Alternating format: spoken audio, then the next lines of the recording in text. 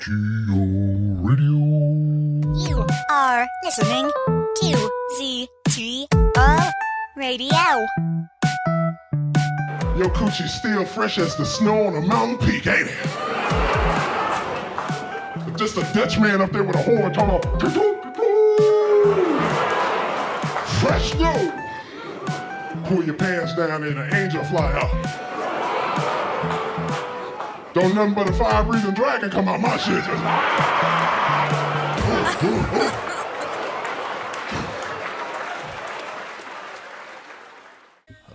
All right, ladies and gentlemen, you are listening to ZTO Radio. We are back, regular format. Me and Ray. How you doing, Ray? Hey, I'm doing good. I am also on ZTO Radio. Yeah, the show's changed a lot. This is the first episode of the year with us in it. We released the ZTO Radio with Carrie Meyer at the Alrosa Villa as our first episode of 2020. But it used to be me and Scott, and now Scott, I don't know. He's very busy. He's a restaurateur, and I know he's got a lot on his plate. I think he's in Florida right now, but so it's me and Ray, and it's kind of been me and you for a while now. So I mean, you're on everything, so I guess what's one more thing, you know? Yeah, what's one more, right? I'm sure people love to hear my fucking voice. You know? It's like, I'm sure they're like, oh, good, it's Ray again. It's Ray. It's Ray and Dan are you are the two that really are holding up the network on your whole backs there, I think. But I don't know. I think we have fun. It's a good time podcasting. I like it. If I didn't like it, I wouldn't do it. Yeah, there's no reason. I wouldn't be involved in anything, and nobody would know who I was because I'd be off of all of social media. That's true. Yeah. First topic I want to talk about is something I haven't been able to shake since it was said to me. It just bothers me. It's one of those little things that, I had posted this Leslie Jones article about how she's not going to do stand-up at the Comedy Cellar anymore because Louis C.K. has been doing sets there or something. She's like boycotting it. And that's not really what bothers me because I don't give a fuck I didn't even know she even did it really. I thought she was just a sketch performer. But I was like, who even gives a fuck? I hate it when people do that. I'm not going to do this because somebody else did this. I hate that shit. But Derik Collins from Wandering Stars, our old longtime friend, had said that Leslie Jones was in his top 10 comedians of all time. That's insane. Of all time? That's what he said in the comment thread. And I said, dude, I can think of scores of comedians that are dead that would fill that top 10 way faster than her, and then current living comedians that are active. I mean, she's very far down on the list. I don't know what her stand-up is, but I've never seen it. I never even saw one of her stand-ups, so I guess I can't really say. I guess if it was that amazing, as somebody who constantly watches these specials, I would have already come across it because somebody would have suggested it. I don't know one person that's come up to me and said, did you see that new Leslie Jones stand-up? Not one. Yeah. Not one person. And I've even, even on the cast of SNL, she was not the strong... Is she even still on it? I don't think she is anymore. No, she's gone. I believe she got canned. Yeah. She wasn't even... if I remember She right. wasn't even the strongest performer in her cast. She was very low on, on my list of performers. She made me laugh one time in the Olive Garden commercial, but I think I was laughing at... the dude that was playing the director. I forget his name off the top of my head, but I don't know. It just bothered me. And she was in a sketch with Louis C.K. when he hosted. Yeah, that's true. That was one of the funniest sketches I've ever seen. The one where that's how I normally talk. Where he's talking like the black woman. Yeah, and you know what? I think I was laughing at that too, but I think it was because she has good reactions to things. Yeah. She has good reactions to racist stuff. So but I also don't know what her stand-up is, so I have no base of judgment. And I used to watch her. Seth Meyers did a thing when Game of Thrones was on his talk show where he would have her on and they would recap Game of Thrones, and that was pretty funny. But I don't think she's like an unfunny person. She's talented, but as far as top 10 of all-time stand-up, that dude. I mean, which Derik is it? What we're talking about? I mean, what version is that? Yeah. Is that like lighthearted and and Shy Guy Derik. I mean, well, the thing is, I think he just says stuff to get a reaction out of people because there's no way. Yeah. There's no way. Yeah. Off the top he's out of his fucking off the mind. top of my head, I can think of 10 that are even women. 10 women that are better. And I posted on the original comment. On the original article that was posted by Side Splitter or whatever the fuck the website was, I said something like, why don't she just go become like the funny woman at the office or the loud woman at the birthday party?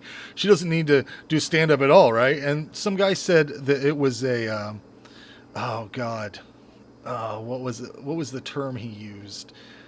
What is it? What do they call the dickhead guys that are Insult? Yes, he said that was an incel, like incel, like he combined it, and I was like, dude, I love, like, Tig Notaro is one of my favorite comedians. I like tons, Kristen Shaw, like. There's a lot of women. I can't think of them off the top of my head, but I don't just watch men's stand-up specials. I watch everything. No, I watch everything too. I mean, the Queens of Comedy was one of my favorite, multi comic stand-ups. I put it right up there with the Kings of Comedy, which was one of my favorite. Yeah. You know, like there's all kinds of different ethnic, different background comedians and comedians, if you will. Yeah. You know, I mean. But as far as Leslie Jones goes, she's not known for her stand-up comedy. That's just not true. It's crazy. So. It seemed like if he was, I mean, who's somebody who's done a little bit of, it'd be like if he said Michael Keaton was his favorite stand-up. Like, that's, right. like, he's done a little bit, but, I mean. Or Seth Rogen. Yeah. Seth Rogen's my favorite stand-up comedian of all time. What, you mean that 1 year he did it? Or not That's even, like Tom great. Green's my favorite comedian. He's doing stand up now, but he's not known for that. He's known for sucking on a cow's tit and, you know, doing weird shit. Yeah. But anyways, let's get into some music. Let's play some Henodus and Race of Devils, not Race of the Devils. Race of Devils. We'll be right back.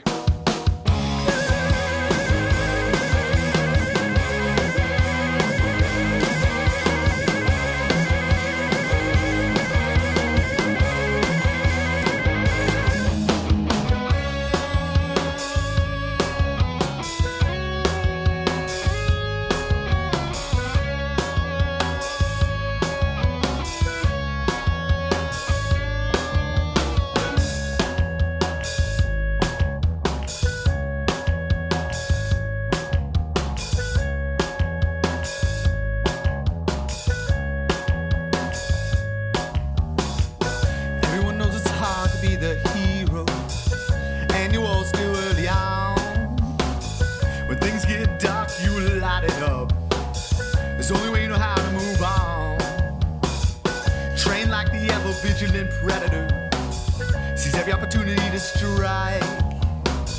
Relentless pursuit every day. Oh, wild abandoned every night. You are the light, even when no one else sees it, and you keep the game when no one else thinks it's needed, and you hold the flame when everyone else thinks it's gone. Not disintegrated, yeah, return the hero by dawn. And hammer away,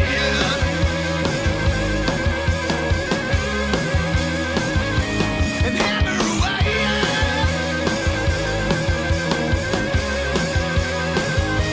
and hammer away,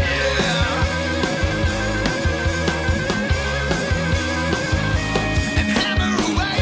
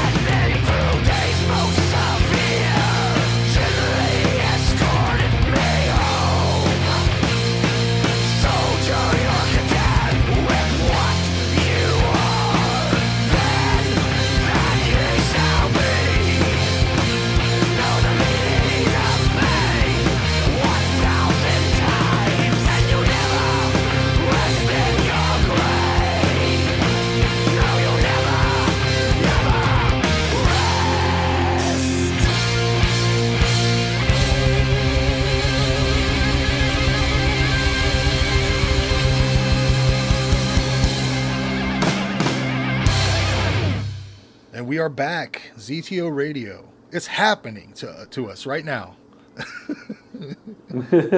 But you wanted to talk a little bit about getting older. Yeah, I got this story that was pretty funny. I got a new position at work. Okay, Yeah. I'm now a team lead over a team, so I'm in charge of a bunch of people. So I'm doing some training and stuff. And I was talking to this new girl that they hired. I was training her, and we were talking about all kinds of different stuff, movies, TV shows, and she's like, "You should check out this thing on Netflix or what have you." And I forget sometimes because I keep up with this kind of stuff that I'm old, Yeah. because I keep up with popular culture. I enjoy it, so I know a lot of shit. So younger people can talk to me, and I don't really feel old usually, okay? Right.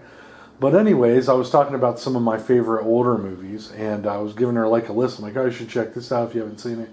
She's like, "Yeah." She goes, "My mom loved that movie." And I'm like, "Cool."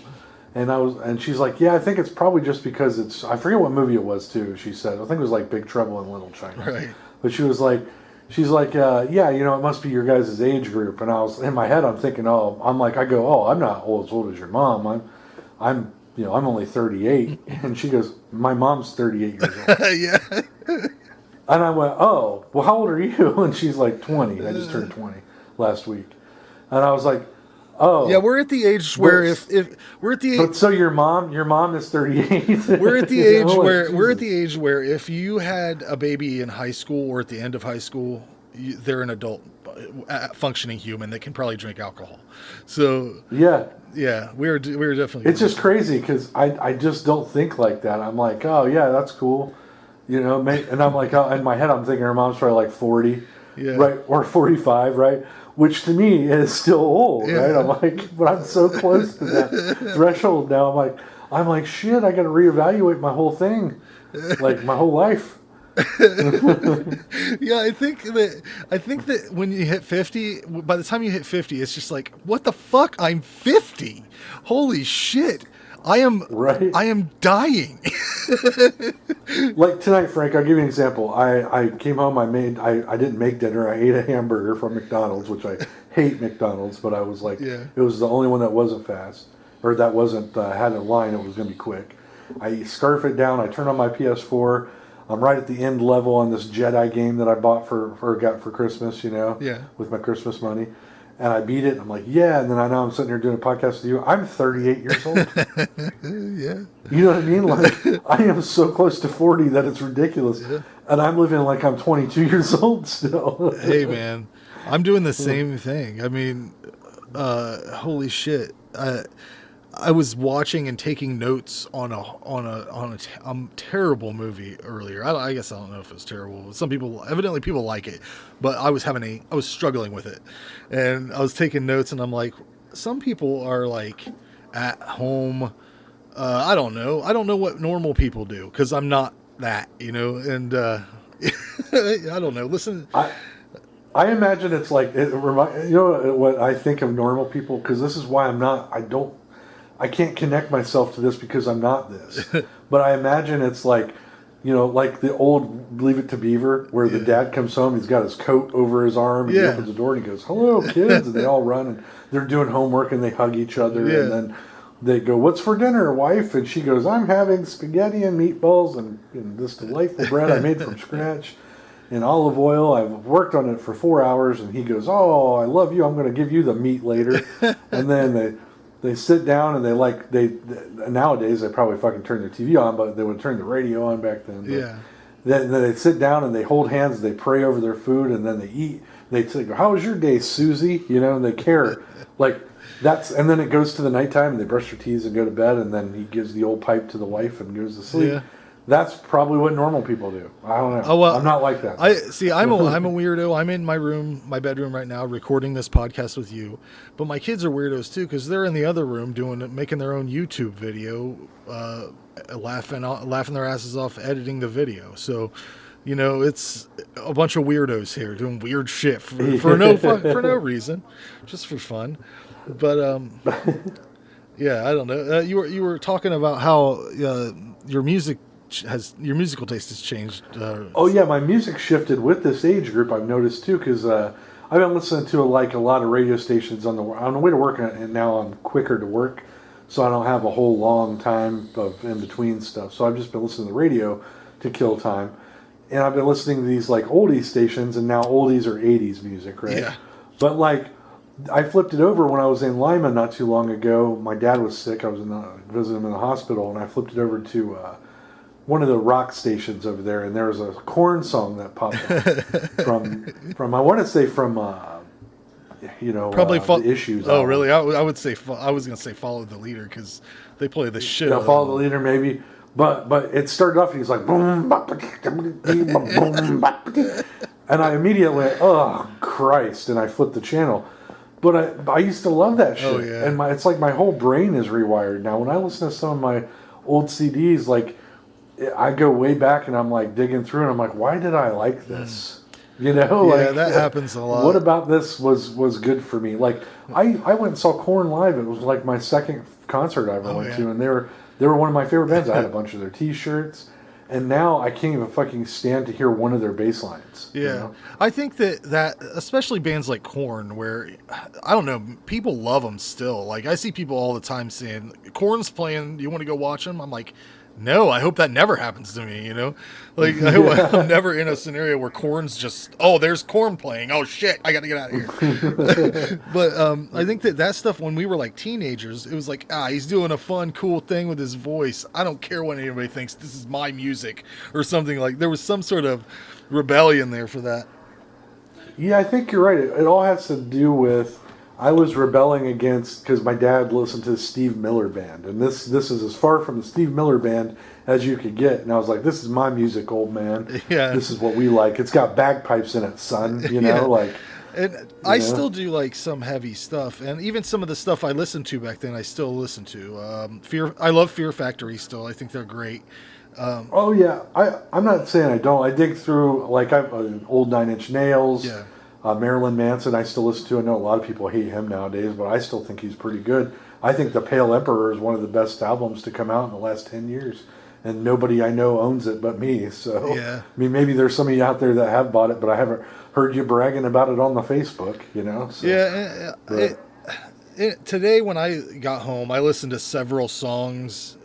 They were all different sorts of shit. The one band I've been listening to a lot recently is called Igor, Igorrr, and I heard a song from them the other day, actually. They're pretty good. they are like the guy. It started out with as one guy who called himself Igor or whatever, and it developed into a whole band. But he mixes like black metal with like industrial electronic music, and then he also has what they call Baroque music or whatever. He's a French artist, and he has this woman that sings like opera style vocals at certain points, and it's just weird and crazy as fuck.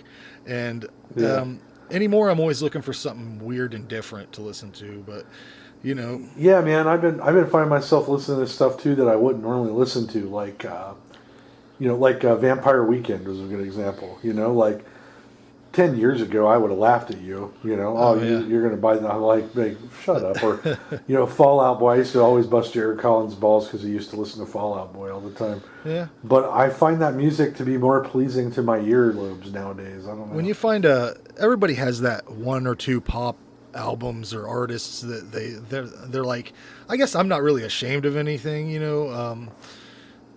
I can't think of what something embarrassing I listen to now would be. I don't know. I really like the most embarrassing shit I like. I like the Popeye, the movie soundtrack. Like, I think it's wonderful, like top to bottom. I like it all. It's written by Harry Nilsson, and you can find the originals online and listen to him do all the songs, and it's fucking wonderful. But you know. I remember this band. I can't remember the name of it off the top of my head, but I remember I was in the car with Palmer once, and I hit play. I was like, "Here's one of the best songs ever." And he looked at me. He's like, "Are you fucking serious with this?" I can't remember what it was. It was 500 Years of Human Agony was the name of it, or close to the name of it. Do you know what I'm talking about? No. Was it Godhead? Godhead. Okay. Yeah. It was Godhead. It was off of that album, and it was like this song, and it was real slow. Yeah. And like he looked at me, he's like, "Are you fucking kidding me?" And that's when I was like, I started guarding myself a little. I'm like, "Oh, maybe I shouldn't share all of what I like with people." Well, especially with him, he's got his own shit he likes. He shits on my taste all the time. But I'm literally one of those people that listens to fucking everything. You know, like there are like except for country, really. I mean, I like Hank III, and I like a few older stuff, you know, and I honestly, everybody who grew up when we grew up knows all those 90s country songs. You go just type in 90s country on YouTube and pull up a playlist. You will know almost all of those songs, and I don't know how you do. I don't know how you know them. I thought there was no way that I would know more than one Dwight Yoakam song.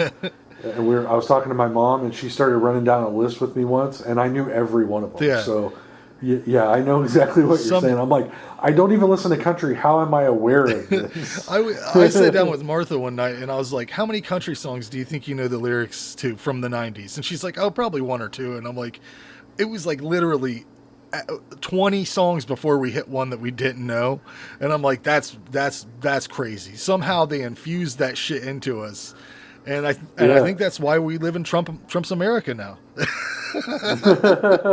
Which, by the way, did he get impeached? Yes, he's impeached. Yes. They've both sides said yes, this is happening, and they did the vote, and the vote was that he was to be impeached. They sent the articles of impeachment over to the Senate, and now they have to have a trial in the Senate to decide his fate, what will become of it.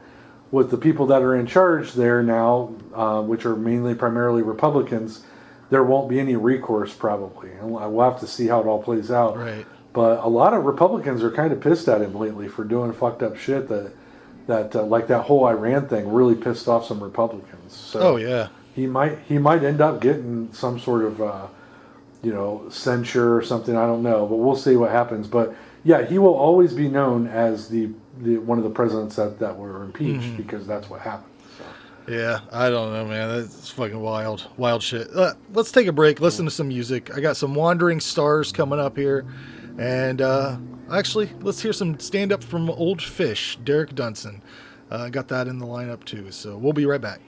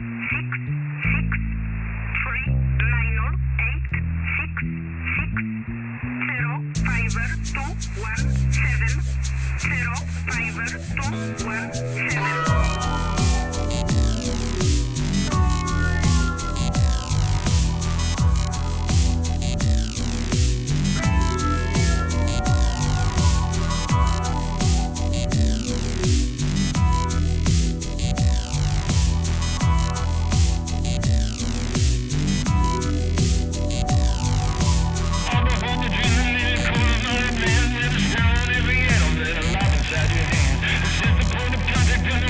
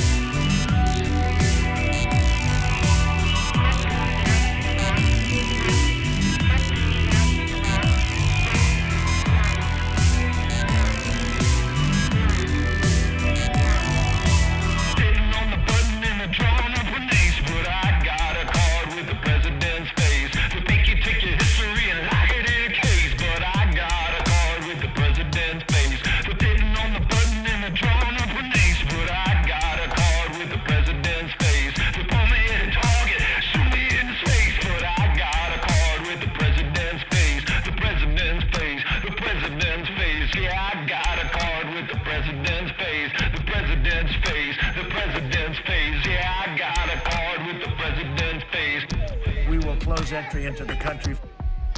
The whole border. I mean, the whole border. They're going to use lethal force. I've given the okay. Bueno, aquí tenemos una orquesta. Ya.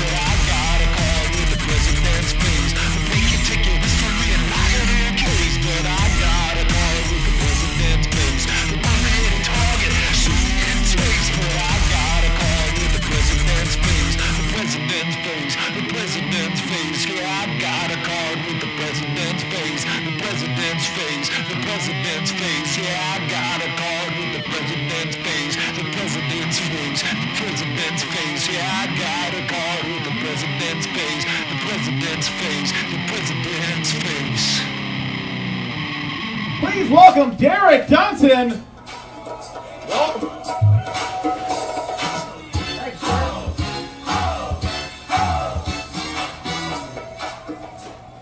Oh. Hey, I made this stat card by myself, for myself, so I'm just going to read it real quick by myself. Derik Dunson, date of birth, 7/25/84, height, 5'9", weight, 180 something, we'll say. One child, 5 to 9 gray hairs, 2 to 3 ear hairs per month, and 7 chest hairs randomly. Skills, can recall both the taste and feel of freshen up gum at will, and special achievements, has successfully passed and failed a drug test in the same day. Alright, so that's me, guys. I've been on tour for the last couple months, on a steady diet of horrible, no doubt, but been killing it. Killing on tour. Been murderous, you might say. Because I've been touring the country murdering people. Alright, there I said it. We'll move on. Hey, you ever forget to brush your teeth for a couple days, so when you do, you're really going for it? You know, you get in the tongue, get in the gums. It's more like you're bleeding your gums more than anything. You know, tongues, blood, gum. And then you throw up. So then you brush your teeth again, which makes you throw up again, which makes you think, hey, maybe I should brush my teeth again. You ever been in the shower and realize you have no idea how long it's been since you washed your legs? I mean, I can get down in here and get back in here, you know, but about as far down as my arms go is as far down as I go anymore. Hey, by round of applause, real quick, who here does not want me to do by round of applause setups? Hey, all right. I used to have a joke about getting a windshield decal for my car, which was basically just making fun of people that would do that. But since then, I think I've calmed down, and I've just come to the conclusion that if you're the kind of narcissistic asshole who needs one that says "my fucking truck" on it in cursive letters that you can't even link together properly, then you're the same kind of degenerate asshole who's going to park in front of somebody before their shift at work and not once think to turn off your fucking headlights. Right. I've had a lot of jobs, guys. That means I've lost a lot of jobs. Found out the other day what kind of wine goes best with hamburger helper. Anybody know? I mean, any kind of wine. That's what kind of wine. Jesus. If you were paying attention on my stat card, I'm approaching 34 years old. So 34. Still can't grow a beard. So I don't think it's going to happen.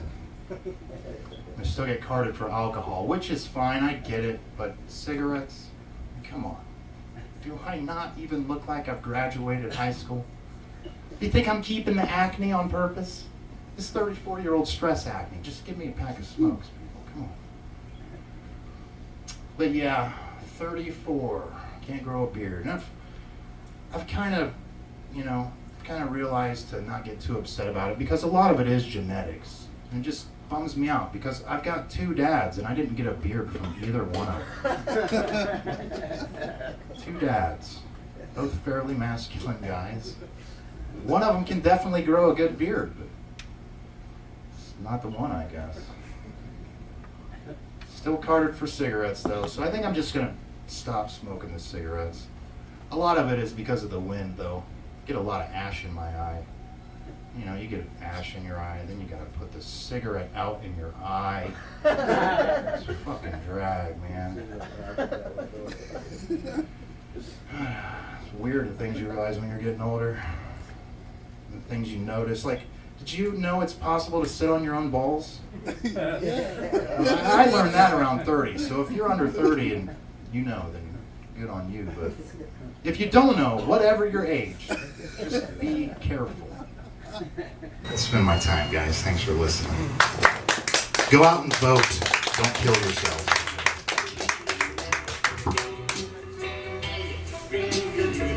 Derik Dunson, everybody. And we're back. And I realized recently, Randy, talking about growing old, that I'm turning into my grandpa, minus the racism. And I would rather tell somebody exactly how I feel than to play the social game of politeness that everybody seems to want to do. I've recently found that I'm just saying stuff. Maybe I'm starting to go into the early signs of dementia or something because I just started saying shit to people. Like a couple of my coworkers got caught by the person they were talking about them. Like she was supposed to come into work. She was late. When she showed up, she walked into them talking about how she was late and talking shit about her, and she yelled at him. She said, if you have anything to say to me, just say it to my face. Don't play around like this or whatever. And they kind of backed up and cowered away and stuff, but they still talk about her behind her back all the time. And, right. I was up front, talking to them one day and they said, well, she's going to be coming in later. Don't say anything about her. And I was like, well, I mean, do say something about her if you got something to say. I like this. Just lay it out on the table. I know you people talk about me, but when I'm not here, just tell me how you feel. I don't give a shit. It's not going to change anything. Like what does it matter? I don't care if you like me. You don't have to. You can say whatever you want. It's not going to affect me. I want more people to do that, I think. I like to try to, like, I don't like to bullshit people either anymore, but there are times when I'm like, is this worth my time to go into detail? Because this person's not going to change, so I'll just go, oh, that's right, Becky, and keep walking. Well, no, see, I would say the whole thing you just said. I would say this, but you're not going to change. So what the fuck? You're going to keep doing this. Like, I've just been doing that a lot lately because I've noticed that, like, I'm generally uncomfortable and awkward when I'm around people. I don't know, just in general. So whenever people are like, oh God, things are going to be awkward, I'm already there. I'm already at the level of anxiety and uncomfortability that you can be at if someone was causing an incident. So what's it matter to me if everybody's in that same zone? Right. Yeah, it's just become a thing about petty bullshit. People complaining constantly about things that don't matter. That, like, ultimately in the grand scheme of things, we're all just trying to ink out as much fun time and enjoyable moments as we can out of our lives. But these people want to decide to have little spats about shit that doesn't matter. Opinions don't matter. It doesn't matter what anybody's opinion is. I mean, what good is it to argue about this shit? That's all I'm saying. You know? Yeah, I don't care. I try to I go, here's something I've observed, and then people want to argue with me, and I'm like, I don't care about your opinion at all. Yeah. You're welcome to put it on that little box below the thing that I posted, but I don't care about what you think at all. Yeah. So. Yeah, and I see a lot of people complaining about they complain about Facebook. Okay.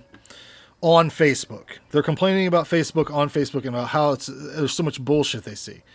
You can customize Facebook, everybody. Literally everything. If you see ads all the time, I do this all the time. You see ads pop up that you don't like, you can click to not see those anymore. They want you to do that. They want you to help more easy for them to track you and see what you like. That's the only, and if you get rid of people, just block them, unfollow them. You don't have to see the stupid shit people post anymore. It's funny because there would be it would be shocking to people how many people I don't follow. You know what I mean? Like, right. Oh, it's just funny to me to think about like somebody's like, that Randy's going to get mad at this, and I haven't followed him in like 4 years. Right. And some people, you know, I'll full on block them, man. For it could be anything. It depends on the offense. You know, if someone just decides to chime in and tell me, the one that'll get you blocked instantly is if you tell me to do better. I'll fucking block you so fast. I don't care. I blocked my sister for a while. Yeah, that was a fun thing. My mom had shared some article that was like something about Obama giving food stamps to illegal immigrants, and I said this is not true, and I posted the Snopes thing, and my sister got mad at me for correcting my mom and like acted like I was being an asshole about it, and I'm like, okay, well, block. You don't have to see my shit anymore. There you go. Done. Right. Done. Well, she's not as mad as she was okay that her mother was posting false information, but she was mad at you for going, hey, that's actually not correct, to try to help her. I don't know if she believed it too or what, but you know, it's hard to tell. It's hard to tell. We're definitely in different tax brackets. Because I always like that. When I post something and I maybe haven't verified it as well as I should have, and somebody corrects me, I'm glad they do. You know, I'm like, oh shit, I don't post false information. I'll delete my post right away if I fucked up. You know? And sometimes I delete my post if I fuck up just by posting something that has incited some sort of aggression, you know, like sometimes I'll just post my opinion about something and people will come out of the woodwork that I never see. And I'll be like, okay, well, unfollow, block. And then I take my post down so that they don't know that I've blocked them. They just know that it's not there anymore. I have that happen every time I post something about guns that's anti-gun. Yeah. Somebody will come out of the woodwork that I haven't talked to in a long time, and they'll be like, well, who's going to protect you, you fucking liberal faggot? You know, and I'm like, I forgot I was even friends with you, and that's cool. Thanks for coming out of the woodwork. Bye.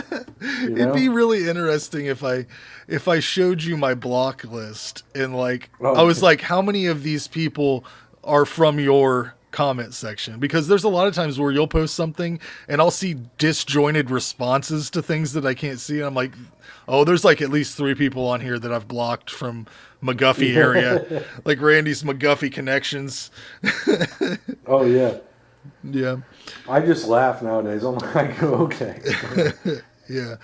At this point, it has become like almost every political opinion seems like a joke conversation to me. I just don't even. I'm like, what? I don't even. Let's work on the economy, or not the environment. Fuck the economy. I don't care about it anymore.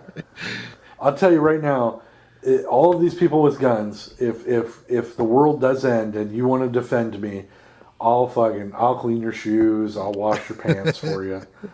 Just so I can have your magical gun protection, okay? So don't worry about it. I'll even pick your beans out of your farms that you'll do and stuff so that you can protect me with your magical guns, okay?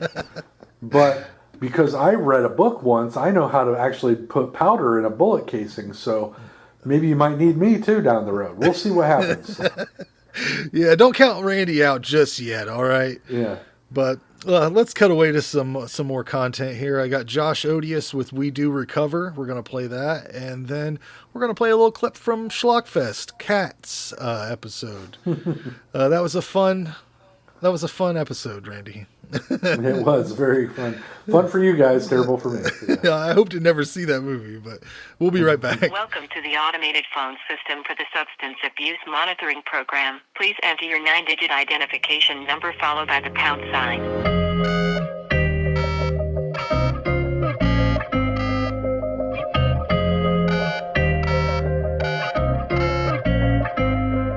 Since I've been 15 years old, was getting high like the sky. My life was wrecked up, I'm effed up. I was next up to die, was never blessed with no family. My plan was I ran free, I sang songs and I lived wrong. And I bounced right back like ping pong, and I fell back down like King Kong. But I never want to be the one to live like that no more, cause I am free from my addiction. I'm fixing to kick this shit and get like souped up engines. I'm wishing to fly so high like Siamese twins. My mission is what? To help save lives with my story. When I was young, I was ignored, I was alone. But music made me feel the love along the way. I started playing with players, pretending people were telling me getting high was a life. And I started killing my people, and then it killed me too. Made up my mind that I am through. Ain't no more jails, institutions of death. Ain't no more judge telling me I'm going to jail. Not getting mail, not gonna be free, out of sight. I need to scream to the world that life is beautiful, beautiful. People, please beware. This day you must fight for good life. Love, live long, the good fight. Pay forward my story. Been tortured before, but now I'm building this new family. They ran with me, now stand with me. Despite all my wrong rights, my attitude is gratitude. Not mad, but I am proud of who I have become. Not on the run, not looking over my shoulder. Life sentence is almost over, I'm over it. I need some time alone. I need some time alone. It feels like I'm dead and gone. I'm dead and gone. I am better off. So here I go.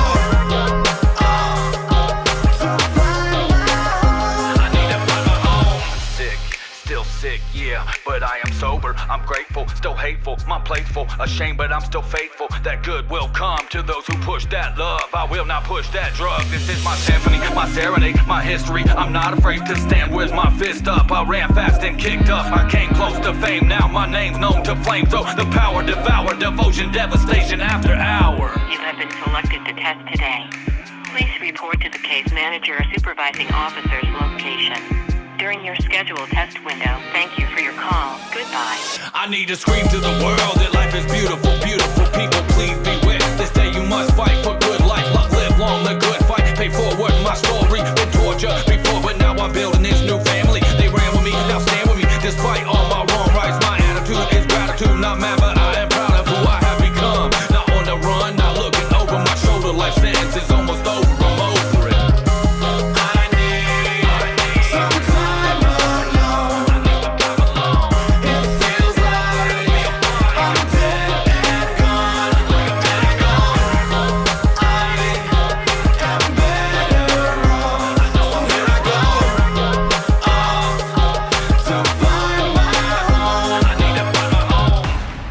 SchlockFest. It's just SchlockFest, and hey, thank you, fans. Thank you for making Randy feel good about his life. I'm Ray McGuff. I'm Jean-Paul Mantilla, and this is Emmett Dog, not a cat. I have seen Cats. Give us a rundown on Cats before we get going here. So, Cats, the musical movie, is a story about taking LSD and having fever-pitch dreams and realizing that cats are not dogs. Yeah, I'd say... Is that accurate? Oh, while there's some singing. Yeah. By some name actors and not so named actors. Just for the record here, I did not want to see Cats. I have no interest in most musicals, with the exception of a handful that I can name here.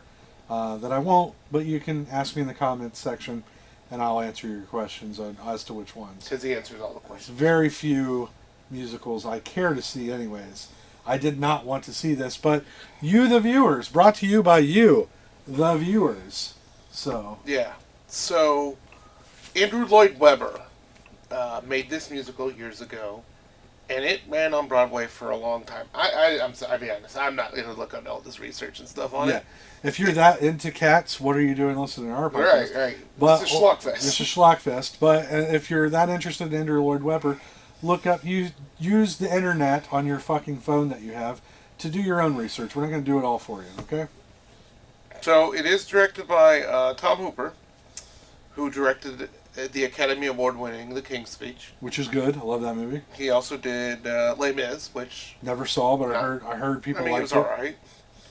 I mean, he's done a lot, but wow, this movie. Yeah, let's get right into it. Let's cut to brass tacks here. Awful. I mean, I and not in a fun way. Like, I literally felt like when I walked out of the theater that my head had some sort of drugs in it. And I know I've read people say that that's how they felt. It's really that discombobulating. Like, you don't know. I don't know what I just fucking witnessed. The minute the fucking thing starts, it's like this synthesizer that sounds like a cat is just running over. Ding ding ding ding ding ding, zing zing zing zing zing, and it's set in London, but the place looks nothing like London. Well, they didn't want to pay for it. I mean, they show a few pictures of the River Thames, I guess is how it's pronounced. Yeah. Or Thames, I guess. Some people pronounce it differently, and they show some stuff around it. But clearly, it's supposed to be set in like an alleyway. So that's how the movie opens. It's like a sky shot of a cat, like cat face, in the clouds, down into this like shitty little alleyway, and where this bag of kitten. Well, this bag of cat. This cat in a bag gets thrown out of a car into this alley, and it just starts like singing right off the fucking bat. And what do they sing? I can't remember. No, it was the song about what the kind of cat they were.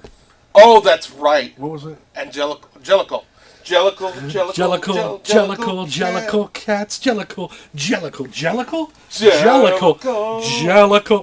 I mean, that's what you're getting. I'm not exaggerating. I know. Watching this, and as angry as I am, you're feeling like, oh, he's got to be exaggerating. It went on for 10 minutes at least of just Jellicle nonsense words. It's like they just knew one word and let's repeat it as much as we can. Yes. And create other words that sound like it. Maybe. Fellicle, Jellicle, Jellicle, Mellicle. Mellicle, Lickletol. Something L-O. Cool J. Barbitual. L-O Cool J. Yeah. All right, we are back with Ray's Beggar encounters, huh? Oh my God! Every time I go out by myself, man, somebody comes up to me and asks me for money. I don't even dress that nice. I don't have very nice clothes. I don't know what people want from me. For years, this has been happening since you moved to Columbus. I've heard the legends of you getting harassed by people for money. And I want people to know, because I post it every time it happens, because someday I'm going to get hurt, because I can't help myself from saying stupid shit. Because I don't understand why you want money from me. Go get a job. Well, I can't hold a job down because I'm a drug addict. Okay, go get clean. I don't know what to tell you. Like, I don't know what. Will my 89 cents help? Then here, go away. See, Randy, I'll tell you what the problem is because you look nice. When you go out, I bet you look nice when you go to the store, don't you? I wouldn't say nice. You probably got your work clothes on a lot of times, maybe? You're picking something up? Yeah, because I'm usually coming from work or going to work. Yeah. So what you need to do is, if you know you're going to the store, you keep your bum outfit in the car and you just throw it on and maybe just even have some little grease you can just wipe on your face a little bit. They won't fucking ask you for anything. They'll be like, damn, like this guy's this last incident was scary though, man. Like, I usually generally park kind of far out because I don't mind walking A and B. I don't like a lot of people around me when I'm loading my groceries in, Yeah. Well, so I'll try to park by a cart thing, and usually it's driver's side, so I'm pulled through so I can just pull right out. And so the driver's side is by the cart rack, right? Mm-hmm. And then the other passenger side, where I don't load my groceries in anyways, is free.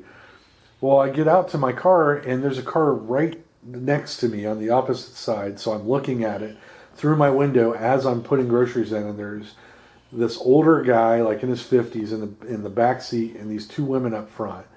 and they're just staring at me like hardcore. And I'm like, these motherfuckers are going to try to rob me. You know, like their car was beat to shit, and I'm throwing grocery bags in as fast as I can. Luckily, it's just me, so it's like 6 bags. I'm almost done. Literally turn around, I got one more bag. And this bitch just pops up like a fucking like one of those whack-a-mole crackhead. I was gonna say like one of those birds from the labyrinth. Yeah, and she's just right there, like by my door, man. And I can't get to. I have a something heavy I can hit people with in the backseat of my car, and I can't get to it because it's on the other side. And I'm looking at her, and I'm looking at this like piece of metal. And I go, yeah, what can I do for you? And she's like, oh, man, I'm just, she gives me this whole song and dance about needing gas money.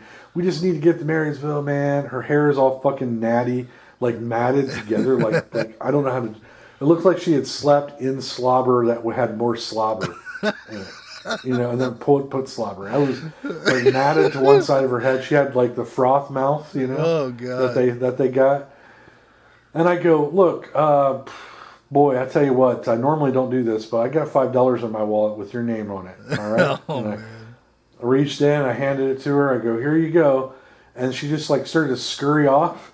And it pissed me off because she didn't say anything. You know? She didn't say thank you or anything? No, but I think those people were going to fucking jump me if I didn't give her something. This is my thought now. So as she's getting around the side of my car to get in their car, I go, God bless you. May he get you to where you're going very quickly. And her eyes like got big, like she didn't understand what I meant. But I was saying to her, I hope God takes you quick.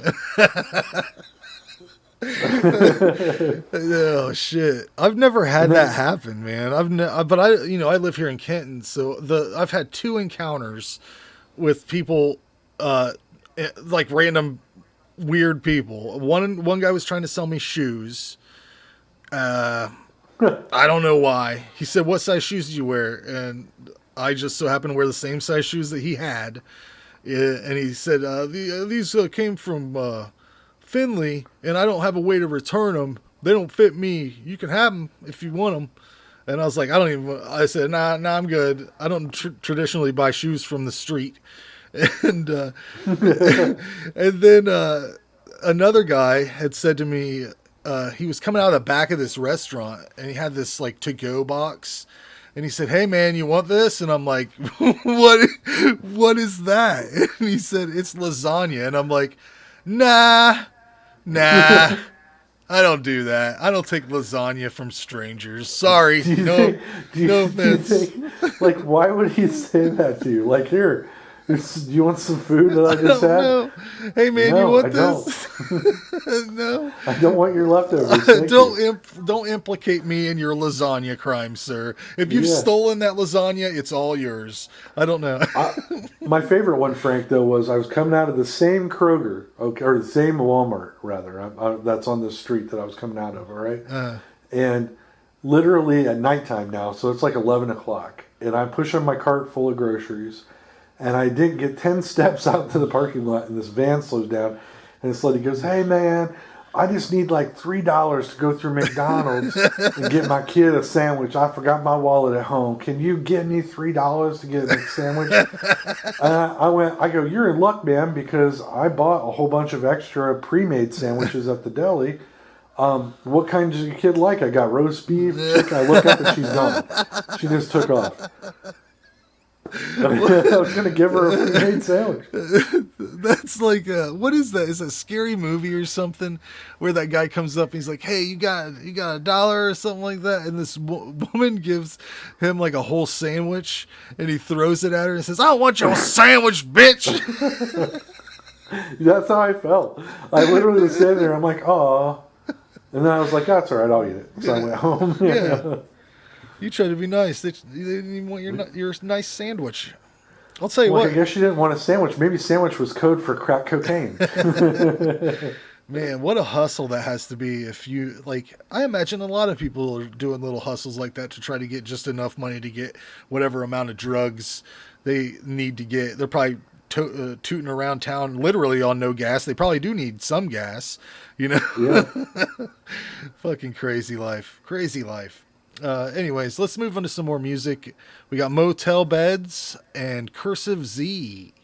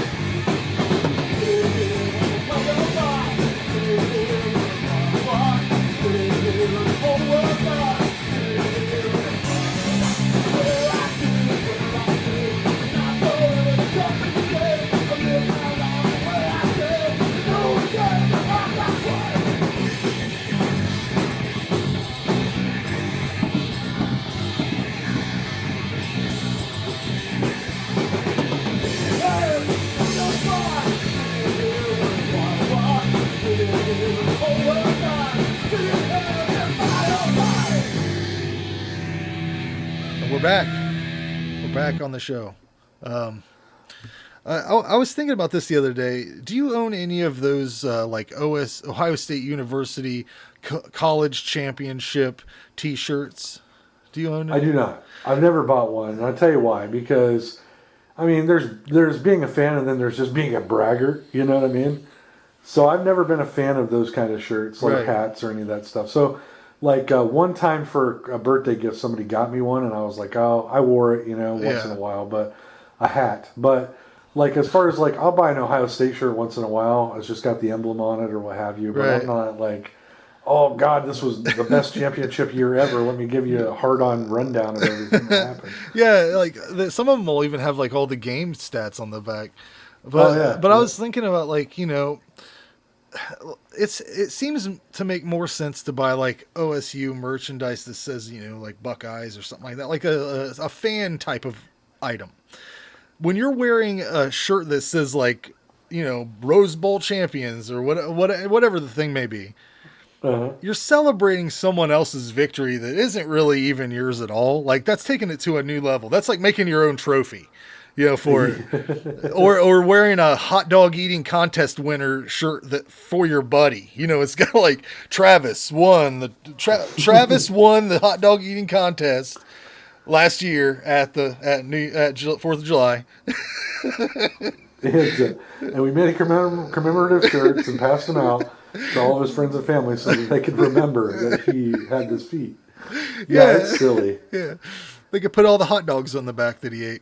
And then people here in Columbus, especially, they're on another level. Did they lose their shit whenever they lost that Clemson game? Oh yeah, that's all I heard about for the week afterwards. Man. Every time I go to work, like, if they would have just done this one thing that would differently, and I wanted to go, oh yeah, their coaching staff who makes millions of dollars though made that call. So what are you gonna do? Yeah, I don't watch that shit, but I had found the game online for Martha to watch it, and I sat here and watched it with her. And as a person who doesn't watch football, I was amazed, and I don't have a stake in it either way. So when I see everybody like blaming refs and stuff, I was like, no, do you know what happened that caused Ohio State to lose? Is when their fucking quarterback at Clemson ran a touchdown himself for like, how fucking far was that? That was like the whole goddamn thing. Was it like 80 yards? I can't remember. It was a lot. And then there was another thing that happened that was really important. It was when they threw that fucking interception. That was pretty big too. So that's what I saw as a person that doesn't have a stake in the game and I was like, both teams did play well, but Clemson did things on their own accord that won them the game, I think. That was just me. Well, yeah, plus we settled for field goals a couple of times, if I'm accurate on that. I believe so. Yeah. If we would have got those 7 points, we would have won the game handily anyway. There wouldn't have been a need for any kind of all the refs fucked us talk, you know what I mean? So. And from my perspective as a person that doesn't watch it all the time, the refs didn't look like they were sideways or anything. They were like, okay, well, I guess we're all three going to look at this, right? Okay. And then they looked at it seemed like they were doing their job right. I don't know. And they were trying to blame something on an incomplete pass. It did seem like it was, he didn't have control of the ball from my perspective, but I don't watch the shit, so maybe I'm wrong.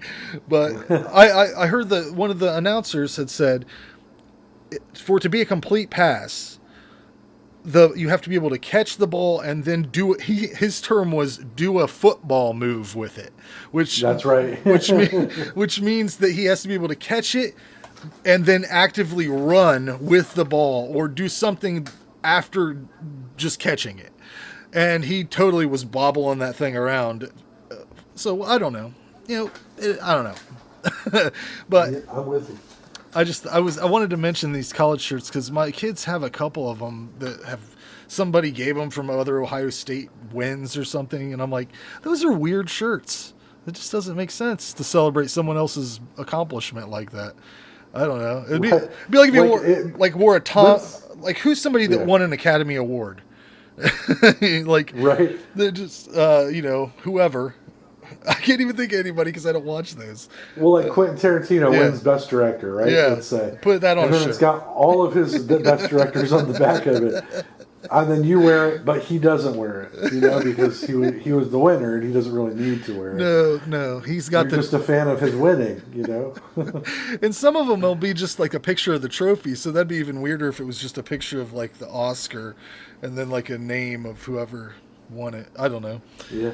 it is weird. Like you would think that those type of things would be reserved for the college kids themselves, Yeah. Not only for the kids that play on the team, but for the kids that go there because that's something to be proud of. You're going to a college where this was an accomplishment that happened, right? I can see that even being a thing. They should be only for them. Only right, for but when the you're 55 years old and you come into work on a Saturday and you get that on, I'm like, you didn't even play football, Mike. What are you doing?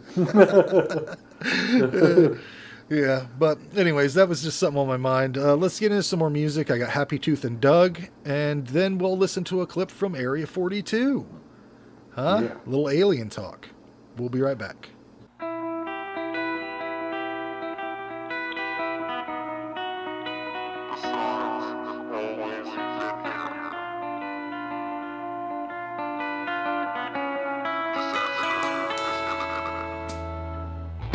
got friends who don't believe in the future or their choices.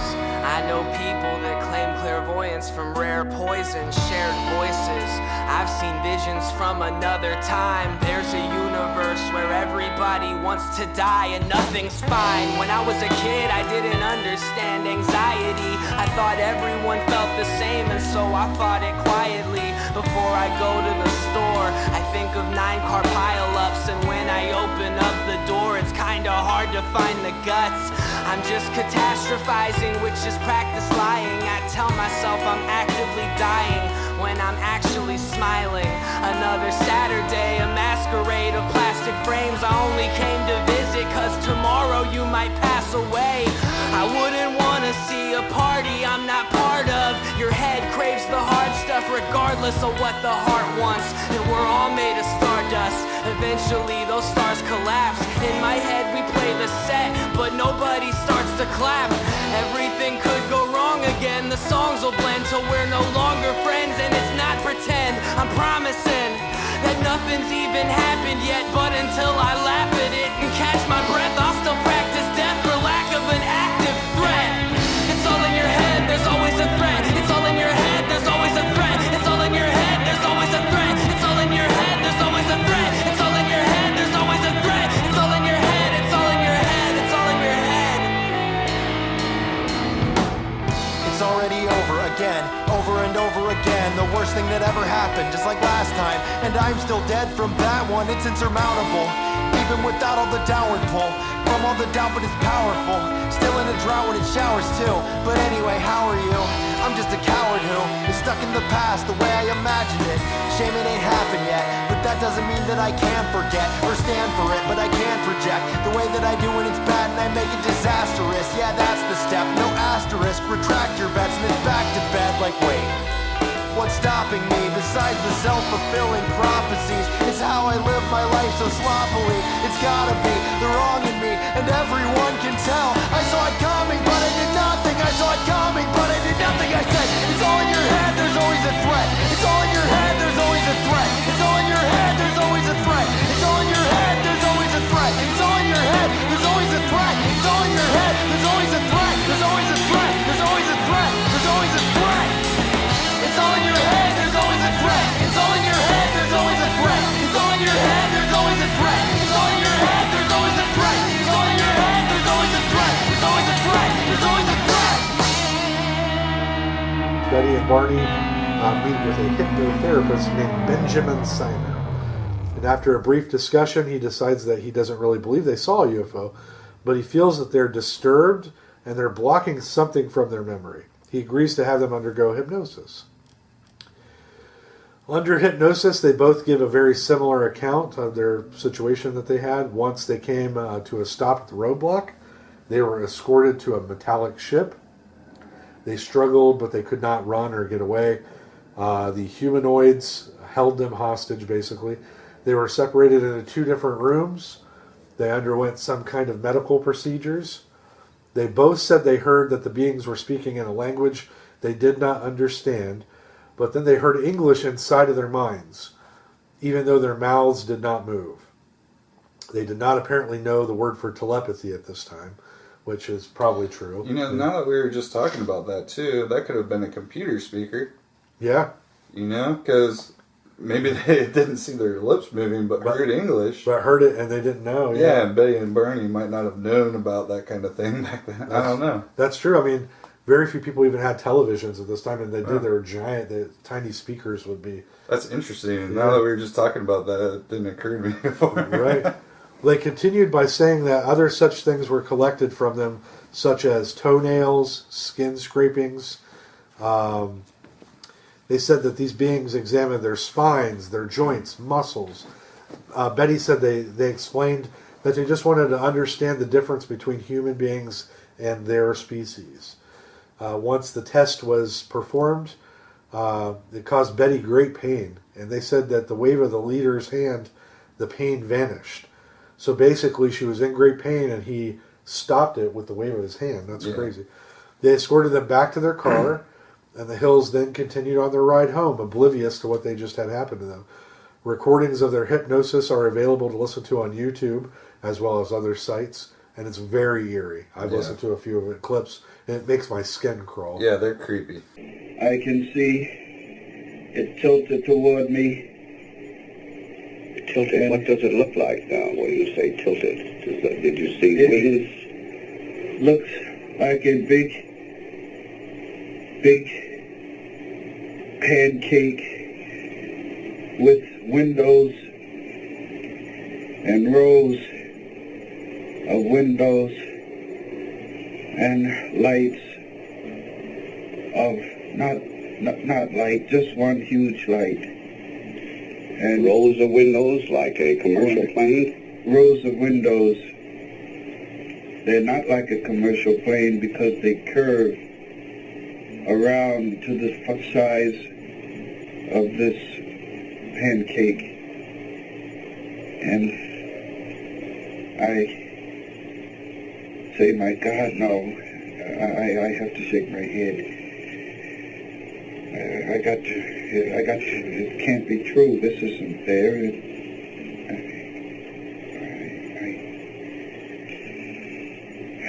Oh, it's still there. And I look up and down the road. Can't somebody come and tell me this is not there? It can't be. And oh. You're still asleep, but you can see it all clearly.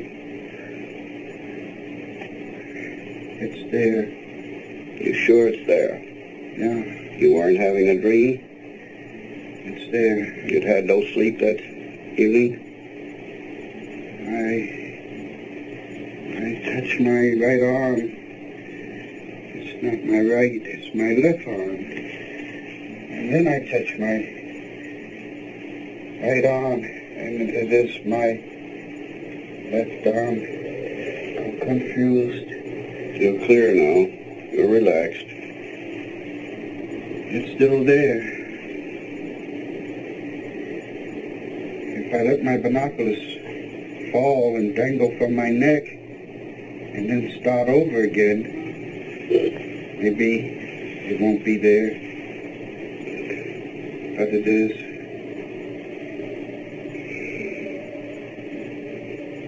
Why? What do they want? What do they want? And we are back. And this is... The truth is around here somewhere. That's true. Now, Ray wanted to talk about Nicolas Cage's new movie, Jiu-Jitsu, right? No. Prisoners of the Ghostland. No. Pig. No. The Croods 2. No. 1000. No. Wally's Wonderland. Nope. Color Out of Space. That's the one. Oh, I should have started with that one. Yeah.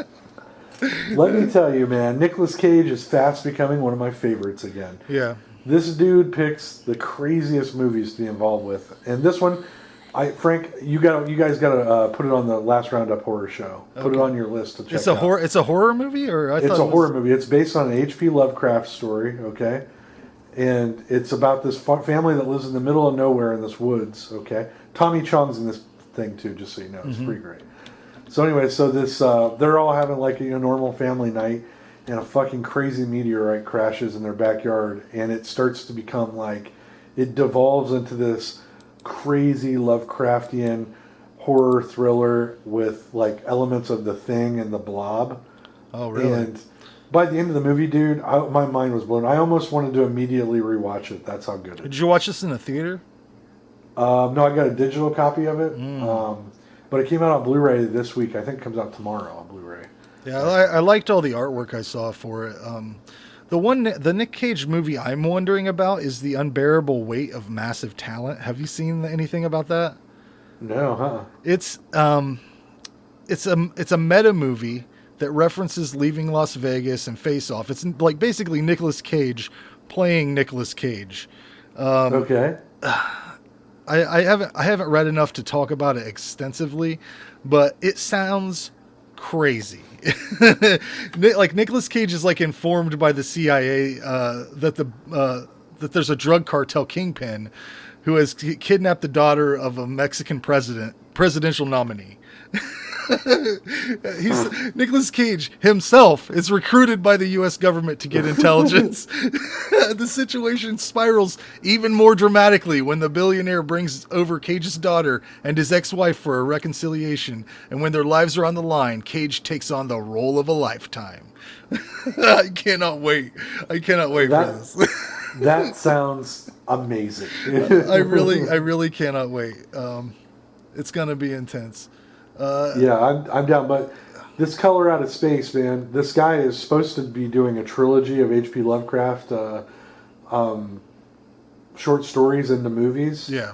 And or novellas, whatever their actual term is. But anyways, the guy that did it, he's a fucking genius, man. When you watch this thing, like, the artwork is brilliant. The special effects are like crazy good. I don't want to spoil too much, but like the actings are as what you would expect in a movie that's going directly to Blu-ray. But it's like it fits perfectly because they're supposed to be weirdos, you know, that live in the woods, you know. Yeah. And so it's like, oh, okay, this is why they live in the woods by themselves. They're fucking weirdos. So, but it's got some of the craziest creature effects I've seen since The Thing, man. So. Yeah, I was definitely interested in that. At first, when I saw the first couple posters, I thought it was another, what's that guy's name? Panos Cosmatos movie, because it looks a lot tripped out like his shit does, like from the artwork, I guess. Yeah, it kind of looked like you're right, Mandy, and what was the other one? Color Rainbow or whatever, Black Rainbow or whatever. Yeah, you're right. It very much looks like that, and it feels like that. Only less intense, I guess would be the right word. Like, there's tons more dialogue than that guy puts in his movies in this. Right. But there are some scenes that it's like completely silent and it almost feels like his movie. But the way it's shot is insane, dude. Like, these colors start to meld in and you can't tell what's real anymore. It's insane. I highly recommend it, man. Yeah, I'll definitely check that out. I think I love Nick Cage. I mean, I even like some of the movies that, like the Family Man. Family Man's good. A lot of people don't like that, but I think it's good. Yeah. I like almost everything he's in. I'm a huge fan of the Wicker Man movie he's in. I love it. It's like people hate that so much, but I tried to watch the original and I can't do it. I remember you telling me that it was really good. I've only ever seen clips of it. I've never watched it. It's a fun movie. The way I maybe I enjoy it more because of the way I consumed it, because the thing I did first was I heard How Did This Get Made talk about it, and they played a few clips from it, and then I watched it. And after that, I just fucking loved it, and I went and bought it, and it's fucking great. I mean, it's one of those over the top Nick Cage things. He's over the top through the whole thing. He punches so many women. It's just it's crazy. One of my favorites, I think you like this one a lot too, of his, but we from the 90s was 8mm. I think it's very underrated. A lot of people don't.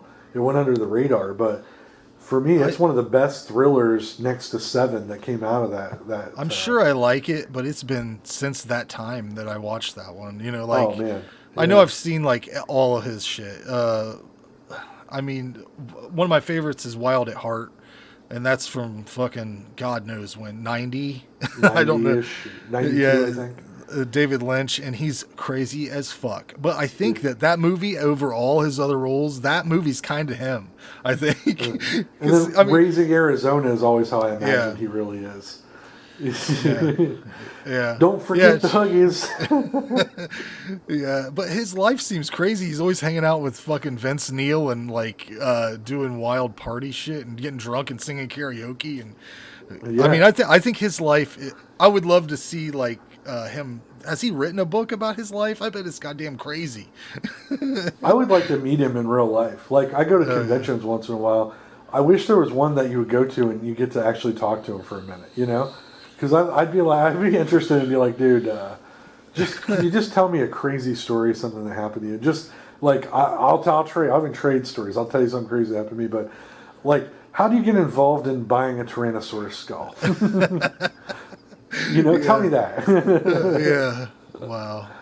Yeah, he's definitely underappreciated, I think. I think most people think he's a joke, but I genuinely enjoy him just as much as I mean, I guess he's both. I guess he kind of is a joke, but he's also cool as hell. I don't know. Yeah, it's because, like, for a long time, I always told people I hated him. And then somebody would be like, oh, so you don't like Con Air? I'm like, oh, no, I like Con Air. Like, oh, you don't like Face Off then? No, I like Face Off. I just don't like Nicolas Cage. Well, National Treasure sucks then, right? No, actually, I kind of like that movie. Well, then you must like Nicolas Cage, who's in all of this. And I'm like, yeah, I guess you're right. I'm a Nicolas Cage fan. Yeah, and you can't ever forget Trapped in Paradise. I mean, God, yeah. That is the comedy classic in my book. Yeah, he's in a lot of good shit. He's very interesting if you look up some of the old, like the 90s interviews and stuff, where he's like wearing a leather jacket and like... there's some weird shit out there with him on like talk shows and stuff. Oh my God, he's so insane. I mean, he named his son Kal-El. You know what I mean? Like, there's a limit to my nerdiness that I won't even cross, and that would be one of them. Is that the son that's in the black metal band or whatever? Yeah, that's the one with the crazy bipolar disorder, and so like once in a while you'll read Nicolas Cage's son goes and breaks in a bookstore and pisses all over. Or didn't he try to kill himself or something at some point? Well, yeah, because I think his girlfriend left him once too, and that was a whole thing. But yeah, he when he's on his meds though, he's a pretty cool dude. I've read a couple of interviews with him. He's real smart, and he writes a lot of like short stories and graphic novels and stuff. Yeah. So. Well, that was our Nicolas Cage segment for the show. You can look forward to one next time. We'll just keep this going. Yeah, next time learn about his family history. Yeah, but let's take another little break here. Listen to some more music. Electro Cult Circus and Reverend Cali King. All right, this one's a Shazzbots song. I don't know if you've ever heard the Shazzbots, but they're a kids band. I mean, they play for children. So I want you to find your... We're gonna ruin that for you. I want you to find your inner child right now, because we're gonna do some We're honestly gonna mess up your inner childhood right now. I think most of us already have that. Yeah. All right, who's ready? I'm ready. No, there might be.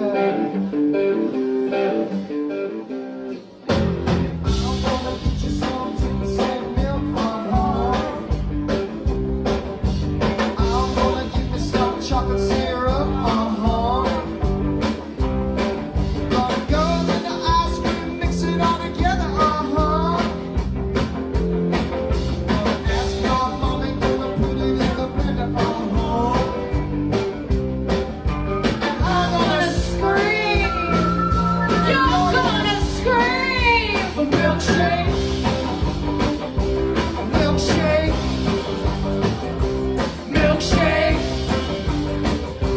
Milkshake. Okay, boys and girls, it's the sing-along part. You know what that means, don't you? What I say, gotta put it all together. No.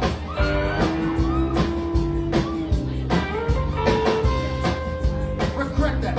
When I say gonna put it in a blender, We're all gonna say gonna mix it all together. Here we go. We'll practice. I need practice too, obviously. Here we go. You can follow me.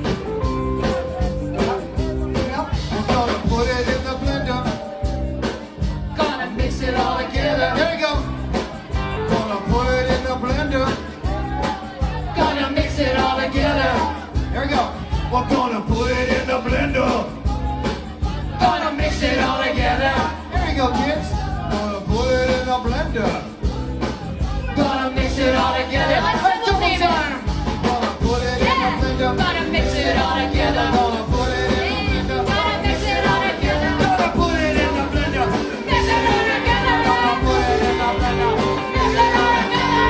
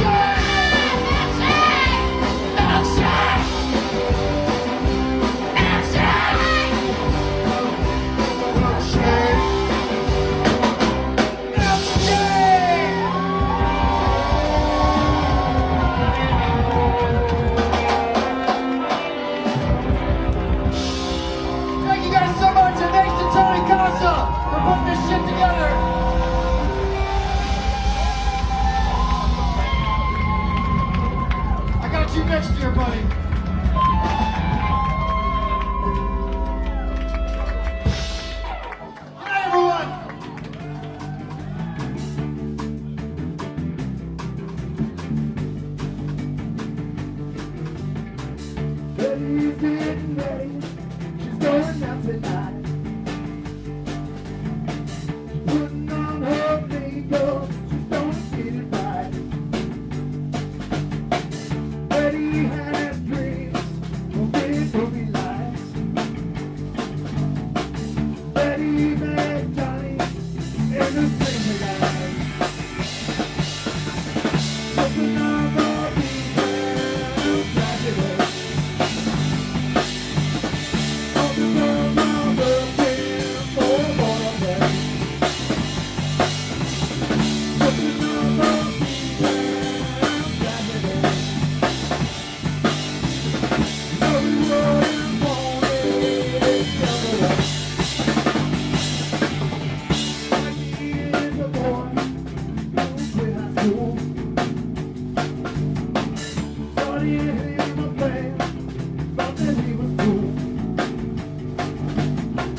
Like he started doing drugs and he stayed out late.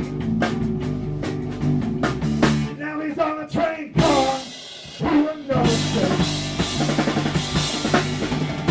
Another rebound tragedy. Everybody's got to make a getaway. Just another rebound tragedy. No one is wanted any other way.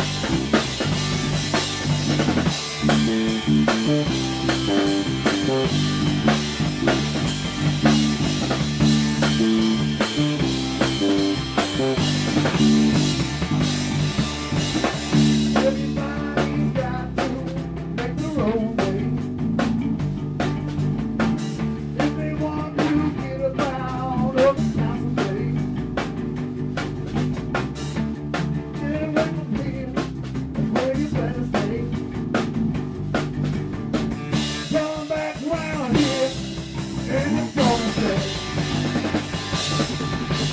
Just another rebound tragedy. Everybody's got to make a getaway. Just another rebound tragedy. But we wouldn't have done any other way. Everybody's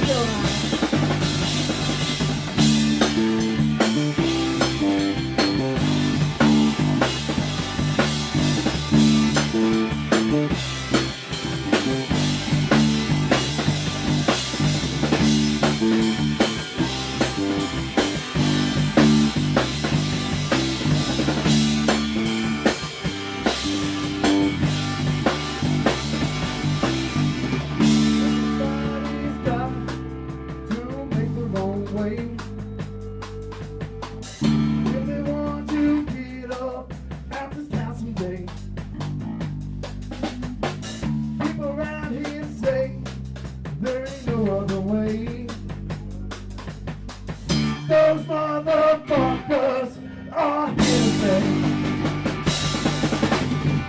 Just another rebound tragedy. Everybody's got to make a getaway. Just another rebound tragedy. But we wouldn't want it any other way.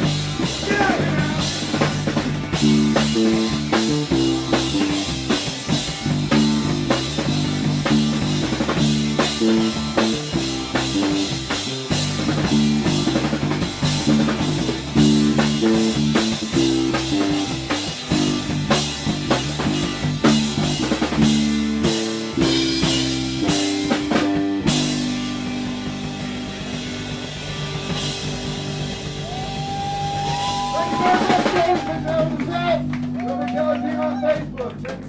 Good night. All right, one more thing here at the end of the show, Ray. I wanted to tell you a little story about some friends of mine who had an experience with some edible marijuana products. Okay. My one friend, let's call him Dale, and his wife, Franny. I don't know. Dale and Franny. All right. They were going out to eat to celebrate Franny's birthday, and Dale gave Franny a little thing that was like a nerds. It looked like nerds rope or nerds were sprinkled on this little chewy treat, and she ate it. And they went to it was about a half hour, 45-minute drive to the location of the restaurant, and what did I say his name was? Bob? What was the guy's name? Dale. Dale normally, traditionally doesn't like to go to restaurants, but Franny really likes to go to eat out at restaurants. It's something she likes.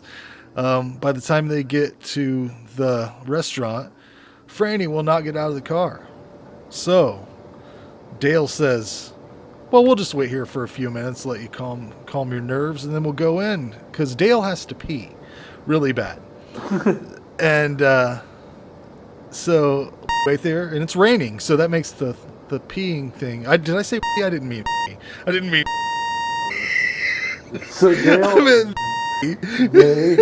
I'm not covering this up very good. No, I'm just saying, like, so Dale and Franny. So Dale has to pee. Dale has to pee. Okay. Franny doesn't want to get up and go into the restaurant, so they wait there for a little bit, and this is a busy restaurant. So like a Friday or Saturday night, it's really busy. It's a Buffalo Wild Wings, and she won't get out. So Dale backs out. He just says, "I'm done. I'm gonna go somewhere to pee." So he pulls into Meyer and says, "Do you want to get out here and walk around in the store where you don't have to talk to anybody? You can just walk around the store and Dale can go pee?" She says, "I'm not getting out of the car." She says, "I'm higher than I've ever been in my life." And he says, "Fuck it. I'm not going to go in and pee and then come back out and wait for you to get your shit together and then we go in there." So he just decides to just drive around, just to occupy his mind. He still has to pee, but he wants to find a gas station or something. So they go to a Walmart, and Dale goes in and pees, and they buy some chips and some other little snacks, go pay for them and leave. The whole time they're in there, Franny is just like a wandering pony that doesn't know like maybe she just got checked out of a hospital, and she's still kind of weak at the knees, not too sure-footed, let's just say that. So after they get these snacks, they get back in the car and they decide they're going to head to a restaurant, one that doesn't have very many people in the parking lot. Okay. So Franny starts eating the chips to try to get her shit together, get something in her stomach, and they decide, well, it's not going to be busy at this time of night. Of course, at 7, 8 o'clock, Panera Bread's not going to be busy. And they weren't. So Franny and what's his name? Dale. God damn, this is hard. They go to Panera Bread, they order their food. It's overpriced, it's not very good. And the whole time they have to listen to teenage girls talk about people they hate the whole time.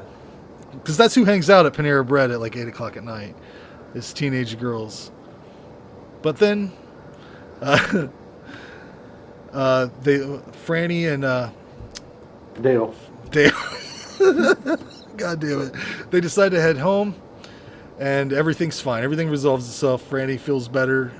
She gets some sleep, some really good sleep. And the next day, Dale tells her, I almost had to ride you down a hill like that girl from the end of It on a bicycle. You know? Right. Like the original miniseries It, where the guy from the Waltons rides his wife down the hill on his old bicycle, right, to get her to remember.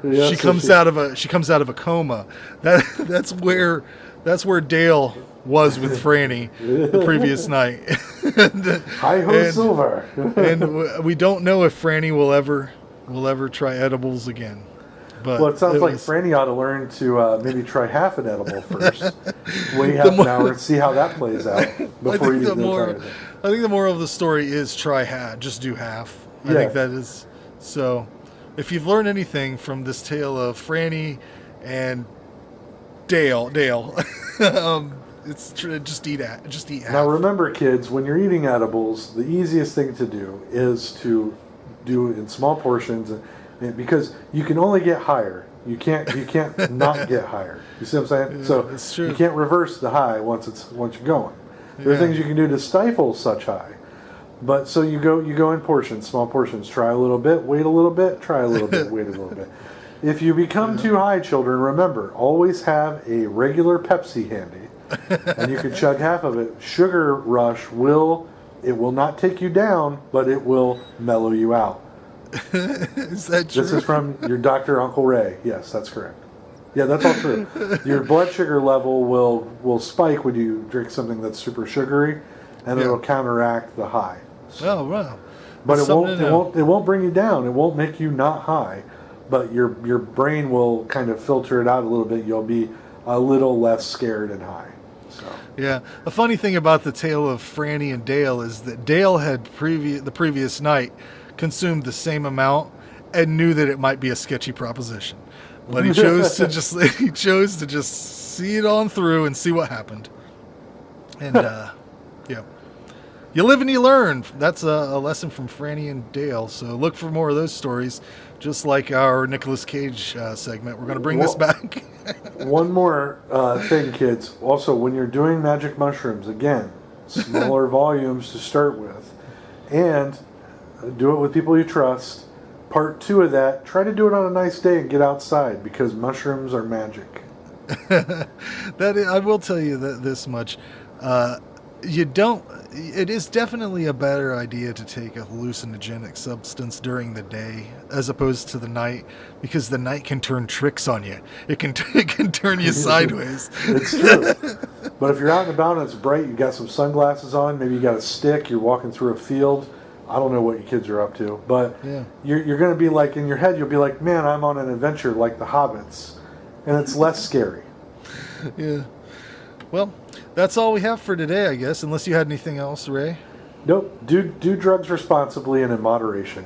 I love you guys. Yeah. And if you're interested in joining us on our first show of 2020, it'll be March 28th at Groamy CDs and Tapes. We've got a bunch of bands. We're going to be showing Ray's movie there that day. Boy, I forgot all about that. Yeah, I kind of figured you did. You don't have to come if you don't want to. I'm gonna go. Hopefully I can make it. I will. I need to have you send me. What day is it? March 28th. Yeah. All right. I need to put a request in for that to have that day off. But yeah, I'm gonna come. It's my movie, so we will be showing my movie. Well, it's a Saturday, Ray. Do you work on Saturdays? Yeah, man. I got a new job.